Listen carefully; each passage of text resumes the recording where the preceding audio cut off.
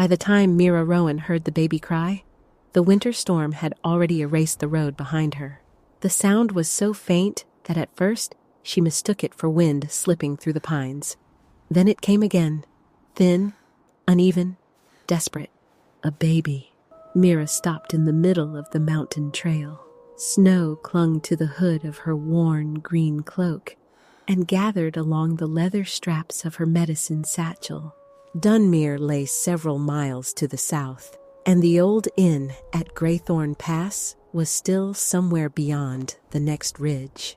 Darkness was coming quickly. Any sensible traveler would have stayed on the road. Mira had never been especially sensible where suffering was concerned. She turned toward the trees. "Cry again," she whispered. For a few seconds, there was only the storm.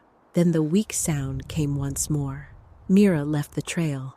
The snow reached nearly to her knees. Branches clawed at her sleeves as she descended between dark trunks, following the sound into a hollow where the wind had piled drifts against ancient stones. She slipped once, striking her palm against a buried root, and swore under her breath. The cry did not come again. That frightened her. A healthy infant screamed until the whole world heard it. A dying one learned silence. "Keep fighting," Mira muttered. "I am coming." She found the carriage under a broken stone arch. It had not crashed. That was the first thing she noticed. It lay on its side, half buried in snow, but the wood had not splintered from impact, and there were no drag marks leading down the hill. One wheel had been removed cleanly and then cracked beside the axle. The second thing she noticed was the craftsmanship. Silver white wood, curving leaf patterns. No nails she could see. The door bore the faint outline of a crown surrounded by 7 branches. Elven work. Mira stood very still. Humans did not often see anything from Eryndel. The hidden Elven kingdom beyond the northern mountains had maintained an uneasy peace with the human realms for generations, but its people rarely crossed the border. Stories said their cities were carved into cliffs, their healers could mend flesh with light, and their kings lived long enough to remember wars human scholars argued about. Mira had always assumed at least half of those stories were exaggerated. Then the baby whimpered beneath the carriage. She dropped to her knees. He lay inside a nest of blankets, wrapped tightly enough that only his face and one tiny pointed ear were visible. Frost glittered in pale blonde hair. His lips were blue. "Oh no." Mira slid one arm beneath his shoulders and another beneath his legs. His skin was terrifyingly cold, even through the cloth. She touched 2 fingers beneath his jaw. A pulse. Slow, weak, present. That will do for now. She carried him beneath the stone arch where the wind was less violent and opened her satchel. No enchanted crystal, no restorative rune, no healing spell. Only wool, dried herbs, honey, clean bandages, a bone needle, boiled water in a sealed flask, 2 ceramic warming stones, and 22 years of living with the fact that magic had never once answered her. Every recognized healer in Dunmere possessed a gift. Some could draw fever out through their palms. Some saw sickness as color beneath the skin. Others could close wounds with a whispered charm. Mira had failed the awakening at 12, then again at 14. At 16, when the guild masters gave her one final chance, nothing happened. No light, no warmth, no hum in her blood. Powerless, they called her. The word followed her through the halls for years. So Mira learned everything magic could not replace. How to recognize infection by smell. How to stop bleeding when a spellcaster was unconscious. How to set a broken bone without causing more damage. How quickly a newborn dehydrated. What happened when a frozen body was warmed too fast. She removed the child's outer wrappings and opened her cloak. Forgive the indignity. She pressed him against her own body, using layers of wool to trap warmth. Then she tucked the ceramic stones beneath her clothing first, allowing them to warm gradually before positioning them near him. The baby made a faint sound. Good. Be offended. His breathing hitched. Mira rubbed his back carefully. You may complain about my methods when you are old enough to form words. A tiny hand emerged from the blanket and caught one of her fingers. The grip was almost nothing. Mira swallowed. You have someone looking for you. She looked toward the abandoned carriage. You had better. No tracks remained except those she had made. The storm had covered everything. Minutes passed. The blue at the child's lips faded slightly. Mira let herself breathe. Then she noticed the marks beneath his collar. Dark lines spread from the center of his chest, thin as cracked ink. At first, she thought the cold had burst tiny vessels beneath the skin. But these lines curved too precisely. They formed repeating shapes. Mira touched one.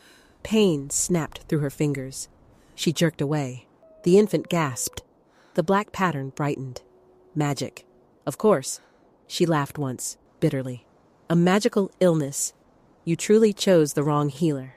His fingers tightened around hers. Mira stared at him. For years, she had believed the most humiliating part of being powerless was the moment someone discovered what she could not do. Standing in front of a dying child, she realized humiliation had nothing to do with it. There was only the question of what remained possible. I cannot cure that, she told him softly, but I can keep the rest of you alive until I find someone who can. She worked. Slow warmth. Careful drops of sweetened water once his swallowing reflex strengthened. Constant checks of his breathing. She spoke to him the entire time because silence felt too much like surrender. You have very dramatic timing. The baby blinked. I was supposed to be delivering fever tincture to Greythorn. His eyelids fluttered. They are going to be angry. A tiny sneeze. Mira smiled. Yes, exactly. Completely unreasonable people. The black veins began to move. She stopped smiling. They were retreating, not disappearing, pulling inward toward the child's heart. Then golden light burst beneath Mira's sleeve. Pain flared along her left forearm. She cried out and nearly dropped the flask. Lines appeared under her skin, luminous and warm, winding upward from her wrist. Mira shoved back her sleeve. A mark was forming. 7 golden branches curved around a small crown. Fine roots extended from the design, pulsing in time with the infant's heartbeat. Mira rubbed at it. The light remained. What did you do? The baby stared up at her, suddenly more alert. His silver-gray eyes were clear. The dark veins on his chest had faded almost completely. Then a howl rose beyond the trees. Mira froze. Another answered. These were not wolves. The calls were too deep, too deliberate, and somehow threaded with a vibration she felt in her ribs. Figures moved between the pines, tall, fast. Mira counted 6, then 12. Moon-pale faces appeared beneath dark hoods. Bows lifted. She wrapped an infant tighter and drew the small knife from her boot. It was a ridiculous weapon against 12 armed elves. She raised it anyway. The first soldier stepped beneath the arch. His attention dropped to the child. Every trace of aggression vanished. Prince Eryndel. He went to one knee. The others followed. Mira looked down at the baby. Prince? A final figure emerged from the storm. He wore no helm. Long white hair streamed over his shoulders, bright against an ivory-gray cloak fastened with a silver clasp shaped like antlers. Beneath it, he wore fitted layers of deep forest green and pale silver, the fabric embroidered with runes that caught the moonlight. A narrow circlet rested across his brow. He was beautiful in the severe way winter mountains were beautiful. Mira barely noticed. His expression was the expression of a father who had spent too long imagining a small body in the snow. Eryndel! His voice broke on the name. The baby turned toward him. The white-haired elf across the distance between them, but Mira raised her knife. "Stop!" 12 weapons shifted toward her. The elf did not reach for his. "I will not hurt you." People usually say that immediately before doing something unpleasant. The nearest soldier's mouth tightened. "You stand before Aren Vaelthorne, King of Elendor." Mira's knife almost slipped from her hand. The king ignored the soldier. His eyes stayed on the child. "My son," he said. "Please." Mira looked down. The baby's tiny fingers still clung to hers. She lowered the blade. Aren approached slowly and stopped within arm's reach. "May I take him?" The question surprised her more than the crown had. She nodded. He slid his hands beneath the blanket. The instant Eryndel left Mira's chest, the infant screamed. Black lines surged across his skin. Aren recoiled, as though burned. "What is happening?" Mira pulled Eryndel back. The veins stopped spreading. The baby buried his face against her cloak. The soldiers stared. One of them whispered a prayer. Aren's face drained of color. "What did you do to him?" Mira's anger arrived before fear. "I stopped him from freezing to death."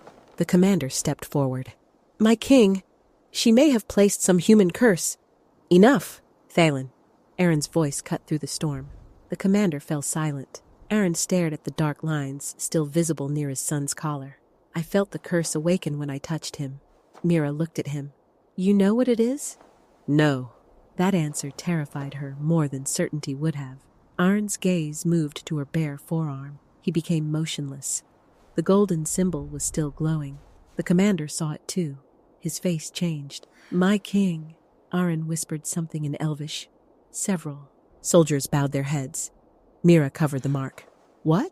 No one answered. "What is this?" Aren looked at her with an expression that was half disbelief, half alarm. "Where did you get it?" "It appeared while I was warming your son." "That cannot happen." "And yet, here we are." Thalen stared at the symbol. "The Crownroot." Mira looked between them. "I would appreciate a translation that does not involve everyone becoming pale." Aren exhaled. "Among my bloodline, there is an old mark."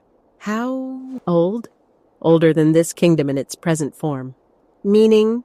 His eyes remained on hers. "It is said to appear when the crown recognizes someone bound to the royal line." "Bound how?" Aren hesitated. The commander looked away, as if embarrassed on his behalf. Mira narrowed her eyes. "Say it." Aren's jaw tightened. "As a royal mate." The storm seemed to go silent around them. Mira stared at him. Then she laughed. Not because it was funny. No. One of the soldiers looked offended. Aren, to his credit, almost smiled. "An understandable answer. I have known you for less than 1 minute. I am aware. You are an elf. I am also aware. You have a child." Aren glanced at Eryndel. "That fact has occupied much of my attention recently." "This is absurd." "Yes." Golden light suddenly appeared beneath the king's collar. Everyone went still. Aren opened the neckline of his tunic. The same 7-branch symbol glowed over his chest. Mira felt the ground tilt beneath her. All her life, magic had ignored her. Now it had apparently decided to involve itself in the most inconvenient way imaginable. She tightened her arms around Eryndel. "I do not care what that mark means." Aren looked at her. "Your son needs shelter." Something in his expression softened. "Yes." He turned to Thalen. "Secure the wreck. Search every path. Whoever took Eryndel from Varis crossed these mountains." Thalen stood. "Alive, if possible?" Aren looked toward the dark forest. The grieving father disappeared. The king remained, alive long enough to speak. They tried twice to place Eryndel in a protected litter. Both times the black veins returned the moment Mira stepped away. On the third attempt, no one argued. Mira climbed inside with the prince against her chest, while Aren rode beside them through the snow. The road north should have taken hours. Instead, the forest changed. Trees shifted aside. Snow flattened beneath the horses. A pale path appeared where no path had been before. Mira stopped asking questions. The first sight of Varis silenced even her. The elven capital rose from the mountainside, in terraces of silver stone and live-in trees. Towers curved upward like frozen flames.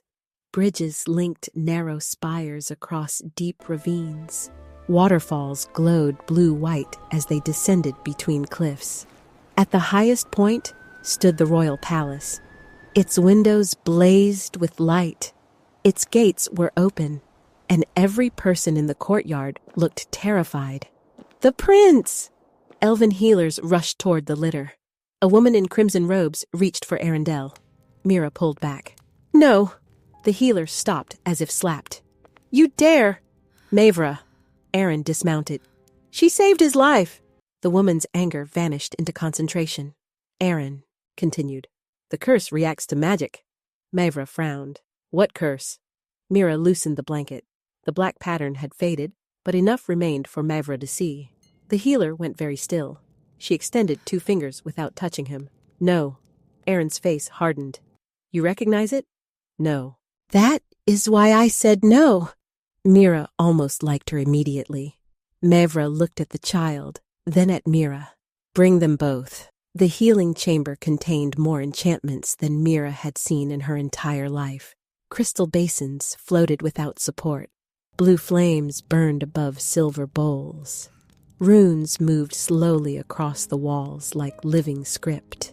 A diagnostic mirror shimmered over the central bed. None of it helped. The first crystal brought near Eryndel made the veins darken. A restorative charm caused his breathing to stop for 3 terrible seconds. Mira shoved the healer, casting it backward. "No more magic!" The elf looked furious. Mavra did not. She watched the prince's chest. Then she said, "Again." Mira spun on her. "Absolutely not. Not the spell." "Your method." Mira blinked. Mavra met her gaze. "What were you doing before we found you? Warming him slowly, fluids, watching his breathing?" "Then continue." Aren nodded. "No magic touches Eryndel until we understand this." The room obeyed. Hours passed. Mira warmed, monitored, measured, and waited. Aren remained beside the bed. He did not eat. He did not sit. After 3 hours, Mira looked at him. "If you collapse, I will have 2 royal patients." "I am fine." "You have been standing in exactly the same place since midnight." "I am king. Standing is among my professional obligations." "Sit." The room went silent. Aren looked at her. Mira pointed at a chair. "Sit." To everyone's astonishment, he did. Mavra lowered her eyes, but Mira saw the healer hiding a smile. Near dawn, Erendel's breathing finally became steady. Mira wrapped him in fresh blankets. Aren stared at his son. "Was his mother traveling with him?" Mira asked. The air changed. Aren looked away. "My wife died after Eryndel was born." Mira regretted the question instantly. "I am sorry. So am I." Mavra moved to the far side of the bed. Queen Lysen survived the birth for 11 days. Then she developed a fever. Mira's attention sharpened. "A fever?" Mavra nodded. "We used every healing art we possessed. And she became worse." Mira stared at Eryndel. "Did magic make the illness worse?" Mavra's face tightened. "We believed the illness was simply too strong." "Did the symptoms change immediately after treatment?" The healer went quiet. Aren looked at her. "Mavra," she swallowed. "Sometimes." Mira touched the edge of the blanket. "Cold skin?" Mavra looked startled. "Her hands." Aren went still. "The last night," Mavra whispered. Her hands were ice cold even while her fever burned. The silence that followed was different from grief. This was the beginning of suspicion. A knock sounded. Commander Thalen entered, snow still clinging to his cloak. "My king," Aren stood. "What did you find?" "The carriage did not crash." Mira looked up. Thalen continued. "The wheel was removed. The axle was broken after the carriage stopped. There were tracks before the storm covered them. 7 riders? Guards? Unknown. Blood? None." Aren's voice became very quiet. "Someone placed my son beneath that arch." Thalen nodded. "Either hoping he would be found or hoping his body would." Mira's arms tightened around Eryndel. Thalen placed a small silver clasp on the table, a leaf pierced by a sword. Aren recognized it immediately. Nursery guard. One of the royal sentries. Which one?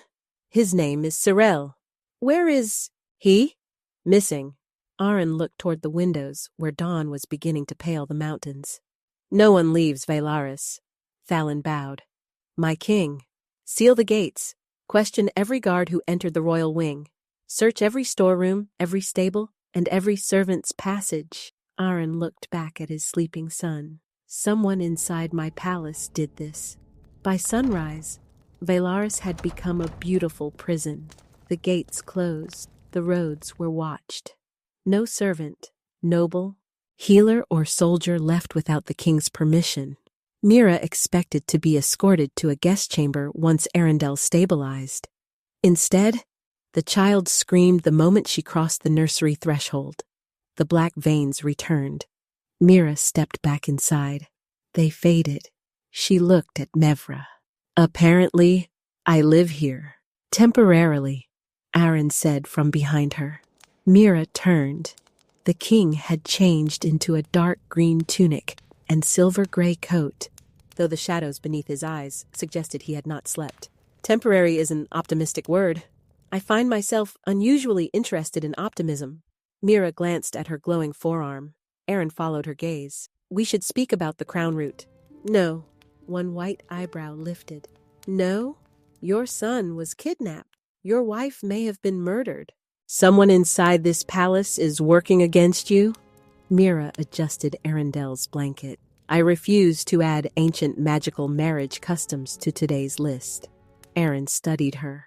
Then, unexpectedly, he laughed.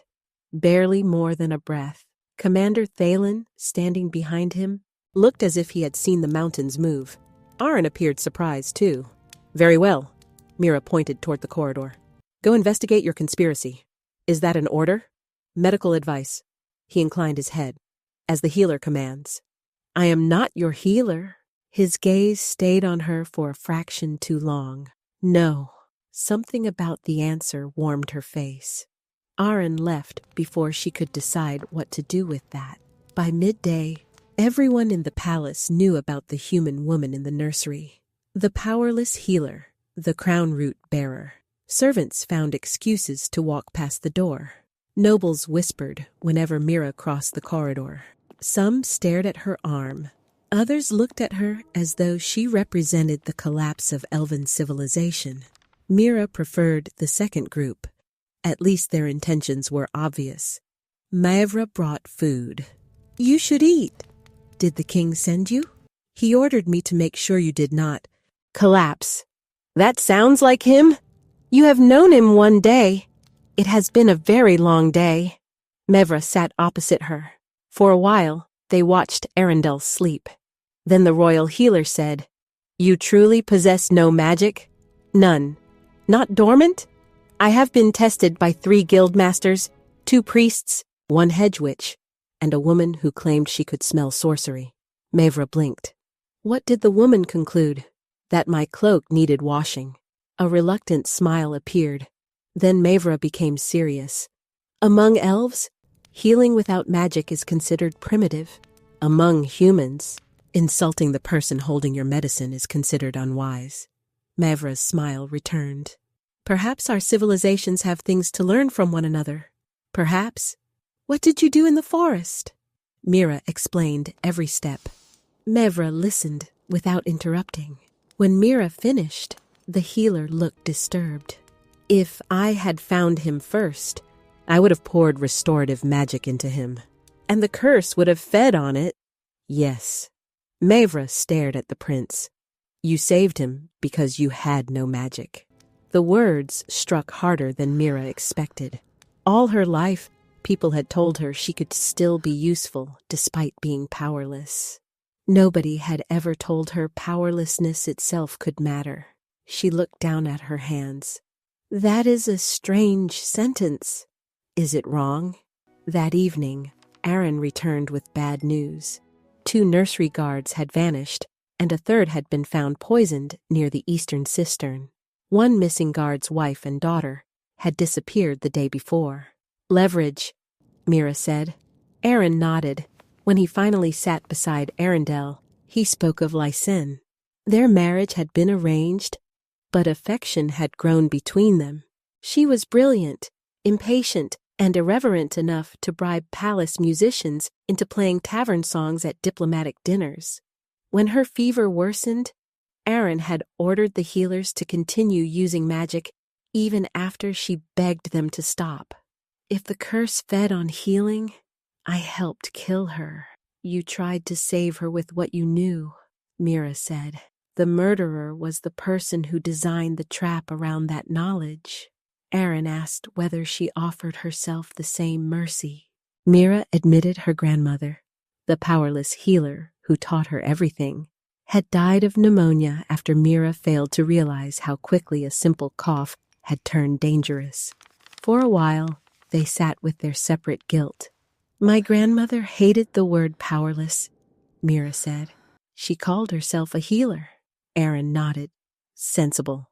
She once crossed a flooded river at 63 to reach a sick child. Less sensible. Mira smiled. Aren laughed, and both Crownroot marks flared. For one startling instant, Mira felt grief, warmth, and a quiet pull that did not belong entirely to her. Aren seemed to feel the same. When he asked whether she wanted to discuss the bond, Mira refused again. He told her whatever the ancient law claimed, the Crownroot gave him no right to demand anything from her. That answer mattered more than the magic. The next morning, Eryndel saved Mira's life. She had lifted a cup of tea when the infant screamed, and the Crownroot burned. Her fingers opened.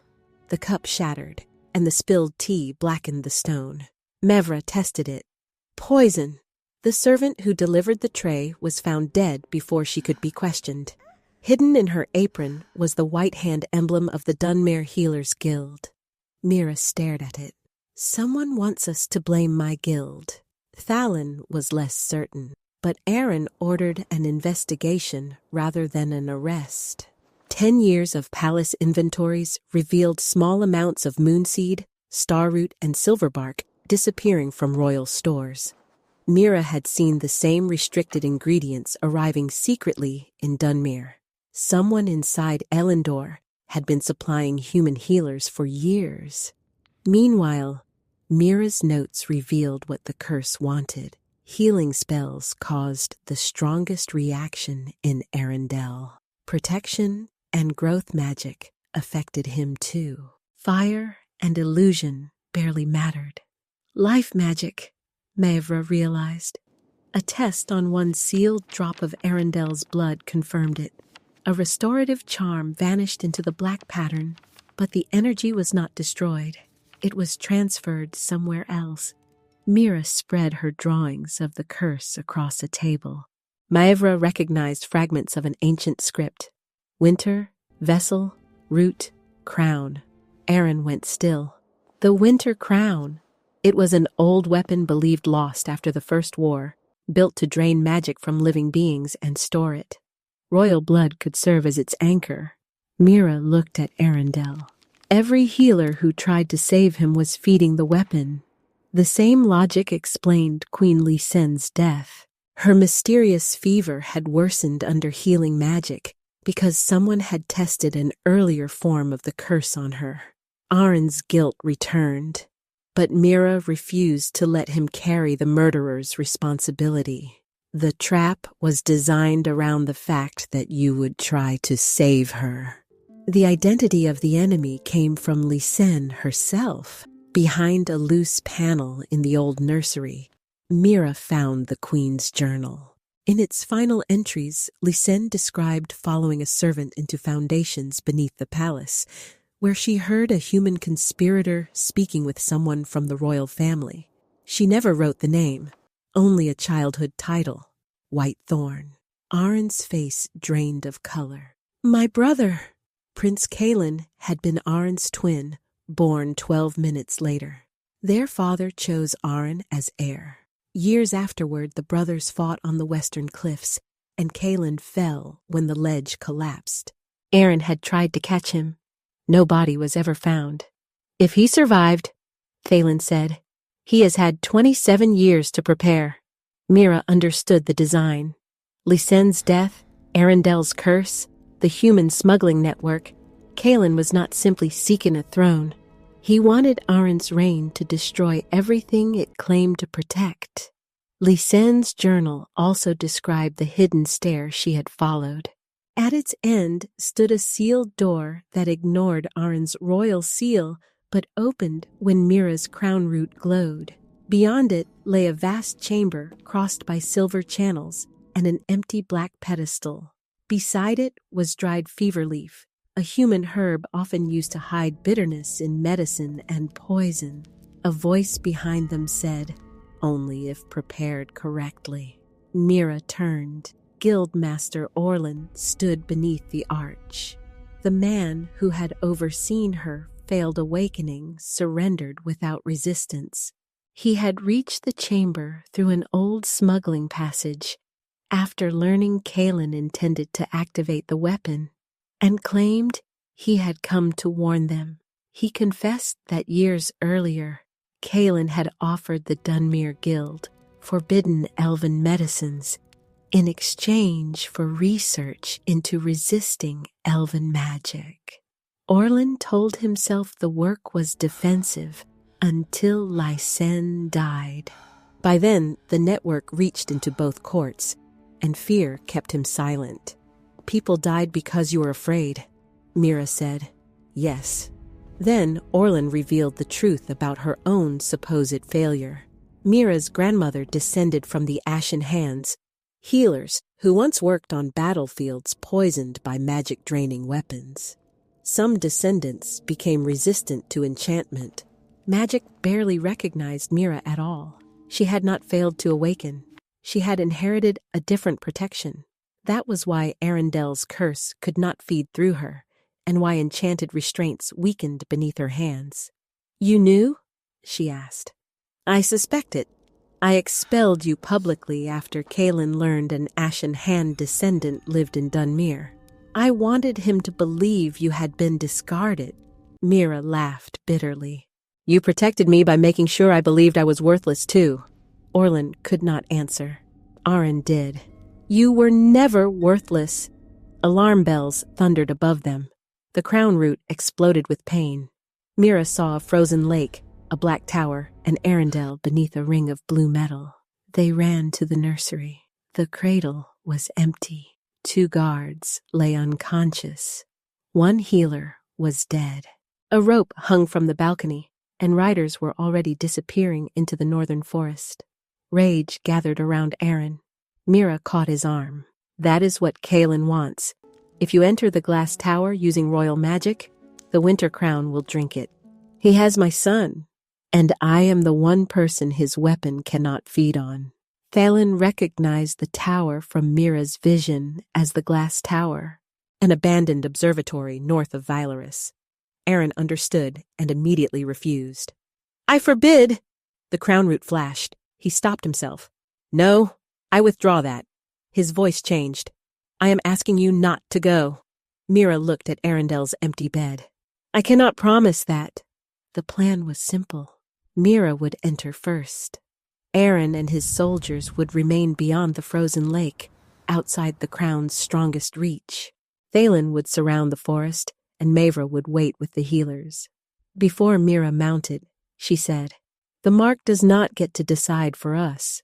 No, if we survive, I would like the chance to decide for myself."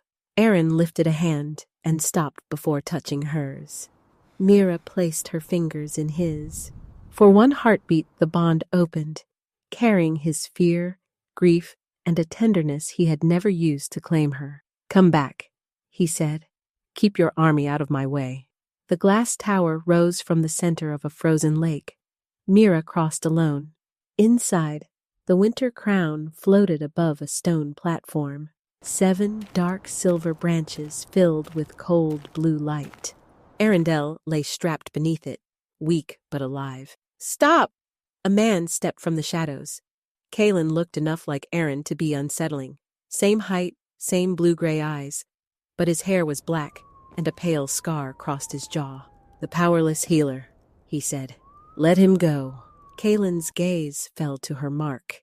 He told her what royal tradition had forgotten. The first Crownroot bearers had not been selected because kings needed obedient mates. They existed because the throne needed a person its magic could not dominate, a counterweight capable of standing beside royal power and saying no. Mira thought of Aren withdrawing his command before either of them knew that history. Kaelin mistook her silence for doubt. "My brother will call you equal until you forget you belong to the crown." "He has never asked me to belong to him." "He will. Then I can refuse." The certainty angered him. He struck her hard enough to send her to the floor. Mira tasted blood and looked at the crown. Each time Kaelin used magic, blue light pulled from him into the weapon. "Interesting place to call me powerless," she said. She drew the small knife from her boot. Kaelin laughed. Mira threw it past him, shattering the oil lamp above Eryndel. Flames spilled across the stone. Kaelin stepped back, and she ran to the prince. The enchanted restraints flickered beneath her hands. The magic could barely sense her. One clasp opened, then another. Kaelin seized her cloak and dragged her backward. Mira twisted free, leaving the cloth in his hand. "Enough!" Aren's voice filled the tower. He stood in the doorway alone, without crown, weapon, or visible magic. Mira's stomach dropped. "You were supposed to stay outside. I found that instruction difficult." Kaelin smiled. "Brother." The winter crown brightened merely from Aren's presence. Kaelin accused him of stealing the throne, the life and the love meant for him. Aren answered with only one question. "You killed Lysen?" She discovered the plan. Aren's hands began to glow. The crown flared. "Aren!" He looked at Mira and Eryndel. The magic vanished. Kaelin's smile faltered. "She weakens you." Aren removed his silver circlet and set it on the floor. "No. She reminds me what strength is for." Kaelin attacked. Aren dodged the first sword stroke. The second cut his shoulder. Still, he refused magic. Mira reached Eryndel's final restraint. She pressed both hands to the clasp. The enchantment searched for something in her that was not there, flickered, and failed. She lifted the child. The winter crown screamed. Cracks spread through its pedestal. Eryndel had been the anchor. Without royal blood beneath the weapon, the stolen magic had nowhere stable to flow. "Run!" Aren struck Kaelin's sword arm. The blade fell. The brothers fought with fists and blood while stone began dropping from the ceiling. Mira ran toward the doorway, then looked back. Kaelin lunged toward the failing crown. Aren caught him and dragged him away. After Lysen, after Eryndel, after 27 years of hatred, Aren was still trying to save his brother. Kaelin saw it. For one heartbeat, he looked not like an enemy, but like the young prince Aren had mourned. Then the winter crown shattered. White-blue light filled the tower. The explosion threw Mira across the ice. She curled around Eryndel before striking the ground. Valin's soldiers rushed from the trees. They found Aren unconscious beneath a fallen arch, and Kaelin alive several feet away. Even in collapse, Aren's arm was stretched toward his brother. Mira looked down at Eryndel. The black veins were gone. The baby drew a deep breath and began to cry with full, furious strength. Mira laughed through tears. Exactly like that. Aren woke 2 days later and attempted to stand on the third. Mira threatened to tie him to the bed. Mevra offered rope. Kaelin survived to stand trial. Orlin confessed publicly to the smuggling network and curse experiments. His testimony exposed the remaining conspirators, but neither fear nor later cooperation erased his guilt. The court divided over Kaelin's sentence. Some demanded death. Others argued royal blood deserved mercy. Aren rejected both arguments. He is not more guilty because he is my brother, and not less guilty because he is a prince. Kaelin was sent to the Silent Vale, where magic could neither enter nor leave. Before being taken away, he told Aren, "The human changed you." Aren shook his head. "She reminded me I could change myself. The kingdom changed too." Mira rebuilt the royal healing program around a principle Mira had lived by for years. Magic was a tool, not a substitute for knowledge. Human physicians came to Varis. Elven healers traveled south. Anatomy was taught beside spellcraft, and observation beside enchantment. Above the new academy entrance appeared the words, "There is no powerless form of knowledge." Mira claimed dust had entered her eye. They were standing in a spotless marble hall. She returned to Dunmere and opened a clinic across the street from the guild. No awakening test was required. Anyone willing to study could train. Within a year, the old guild asked to cooperate. Mira made them ask twice. Aren called that petty. Mira reminded him that kings who ignored medical instructions were forbidden from criticizing healers. The Crownroot remained, but it never commanded them. Sometimes it warmed when Aren entered a room. Sometimes it warned Mira when Eryndel was frightened. During arguments, it often stayed dark, refusing to take sides. One evening, Aren sat with Eryndel sleeping in his arms. "I loved Lysanne," he said.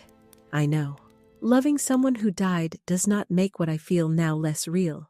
But I will not use fate as an argument. The mark does not get to choose for us." He looked at Mira. "I am not asking you for forever. I would like tomorrow." That reached her more deeply than any promise of destiny. Tomorrow was a choice small enough to be honest. Mira sat beside him. "Tomorrow seems manageable. And the day after? Greedy? I am king. Still not an excuse. Then I will ask again tomorrow." Their first kiss produced no light prophecy or trembling palace. It was simply warm, careful, and chosen. 2 years later, Aren took her back to the broken stone arch where she had found Eryndel. Spring flowers grew where snow had once buried her knees. The little prince chased silver moths nearby. Aren wore no crown. He removed a plain silver ring from his coat. Mira checked it for enchantment twice. "I specifically ordered the jeweler not to use magic," he said. "Good." Aren took her hand. "I understood duty before you, loss before you, power before you. You taught me something harder." "What?" "How to be free inside all three." The Crownroot warmed. Aren glanced down. "Be quiet." Mira laughed. Then he looked only at her. "I am not asking destiny for permission. I am asking you. Will you keep choosing tomorrow with me?" Her eyes filled. "Will you keep giving me reasons?" "Almost certainly." "Then yes." Eryndel chose that moment to collide with them at full speed, sending all three into the flowers. Their wedding came months later because Mira and Aren wanted witnesses to a choice already made many times. There was no ritual joining their minds. Mira refused one, and Aren supported her. When he offered her the royal circlet, she accepted it in her hands and placed it on her own head. The court understood. Years later, historians called her the Unbound Queen, the human Crownroot, and the healer who helped unite human medicine with elven magic. Mira still preferred healer. One summer evening, Eryndel, now a bright and reckless child, climbed onto a bench beside her while Aren pretended to read nearby. "Did you know father was your mate when you found me?" Mira nearly spilled her tea. "No, but the mark appeared. So was it destiny?" Mira looked across the garden. Human students walked beside elven apprentices. Mira argued with a physician about herbs. Aren glanced over the top of his book. "Maybe destiny opens a door," she said. "Walking through it is still a choice." "So you chose father?" Mira looked at Aren. "Eventually." He lowered the book. "Eventually? You were extremely inconvenient. I helped rescue you from an exploding tower, after ignoring my plan. It was a terrible plan. It worked. Eryndel laughed. The sound carried through the silver trees. Mira remembered the first cry in the storm. So weak the wind had almost erased it. She remembered freezing fingers around hers and golden branches appearing on skin that had never answered magic. For most of her life, she had measured power by the wrong standard. She thought power was light beneath the palms, a spell that closed wounds, a gift recognized by a guild. But power could be quieter, knowledge gathered while others laughed, steady hands when no miracle came, the courage to tell a king no, the wisdom to stop using strength when strength itself had become the trap. Sometimes what the world called weakness was simply a form of power it had not learned to value. The Crownroot had not made Mira strong. It had revealed a truth already there. The oldest scholars still argued over why the mark appeared. Some called it balance. Others called it fate. Mira never cared which theory won. The important thing was what happened afterward. A healer could have left a cry unanswered in the snow. She did not. A king could have used tradition to claim a woman magic had marked. He did not. Again and again, their story turned on choice. Years later, another line was carved beneath the Academy's inscription. And when all else fails, listen to the healer. Mira refused to have it removed. Whenever a new student stopped beneath those words, uncertain whether they belonged inside, she remembered the girl she had once been, waiting for magic that never came. If she could speak to that girl, she would not promise a king, a crown, or love. She would tell her something simpler. Keep learning. Keep your hands steady. Do not let other people name the limits of what you can become. One day, someone may need exactly what you have, even if what you have is the thing everyone else calls nothing. Every winter, Mira remembered the abandoned carriage beneath the stone arch. She had entered the forest, believing she was the least powerful healer in Dunmere. She came out carrying a prince. Everything after that, the curse, the winter crown, the broken royal family, the kingdom that learned to heal differently, and the love between two people who refused to let magic choose for them, began with one simple decision. She heard someone crying, and she went toward the sound. That was enough.